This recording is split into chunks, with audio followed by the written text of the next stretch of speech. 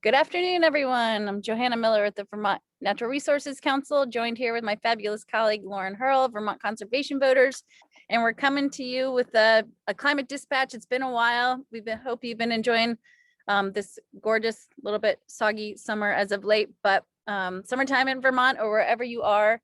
We wanted to just give you a brief update. What's happening in climate was really the arena is a lot of the work right now is happening in the Vermont Climate Council. As you know, this 23-member body with a subcommittee structure is hard at work. There's been a tremendous amount of work happening in the 5 different subcommittees of the council as of late. And on Monday, the full Climate Council meets for its monthly meeting. And this is really the first council meeting where we're going to walk through some of the big strategies coming out of the Rural Resilience and Adaptation Subcommittee, the Ag and Ecosystem Subcommittee, and the Cross-Sector Mitigation Subcommittee. And cross-sector mitigation is focusing a lot on the sectoral strategies related to transportation, electric generation and supply, buildings and thermal issues, and non-energy issues, including industrial waste and processes, things like that. So it's a really important substantive meeting. And at that meeting, we're also going to get an overview of the ensuing public engagement opportunities that will be available to Vermonters like you who have been following this process and otherwise engaged in this important work for a long time. So really important public engagement opportunities that we're going to keep you abreast of as they occur. So there's a tremendous amount happening, but there is a meeting on Monday, this coming Monday, July 26th from 8:30 till about 1 o'clock in the afternoon. We're going to drop a link in the chat to the details for that meeting if you're interested in following it. Also, we'll drop a link in the chat with a little bit more information about the public engagement process and thinking at this time with a stay tuned for more specific dates for sort of what those opportunities might be.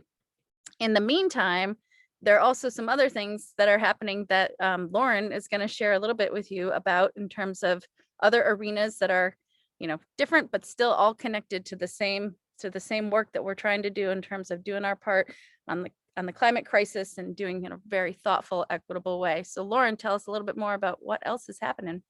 Yeah, thanks, Joey. And gratitude to you and all of the people engaged in the day-to-day work of the Climate Council. It's an incredible amount of work and really grateful to everyone who is volunteering and spending so much time trying to make that a successful process and really getting the climate strategies we need on the table.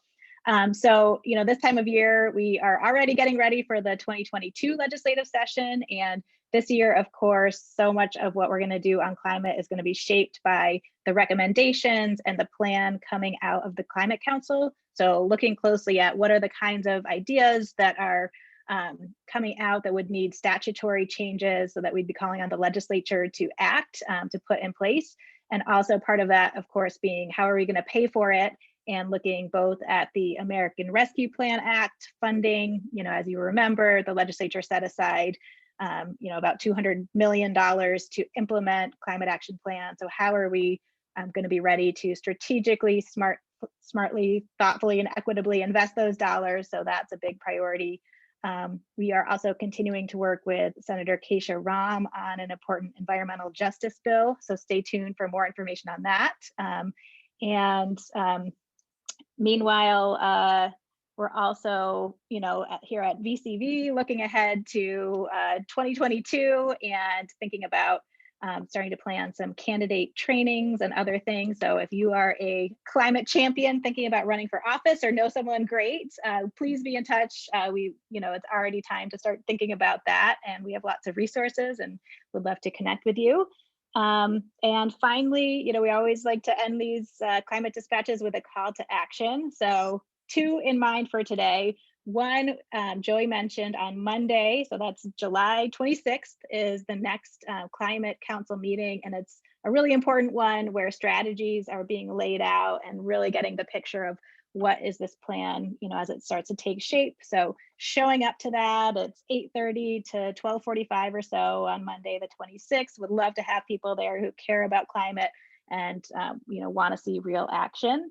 And the last call to action for today, we're also following closely, and really important, is what's happening down in DC and the opportunity for more investment in climate initiatives through the infrastructure negotiations that are happening.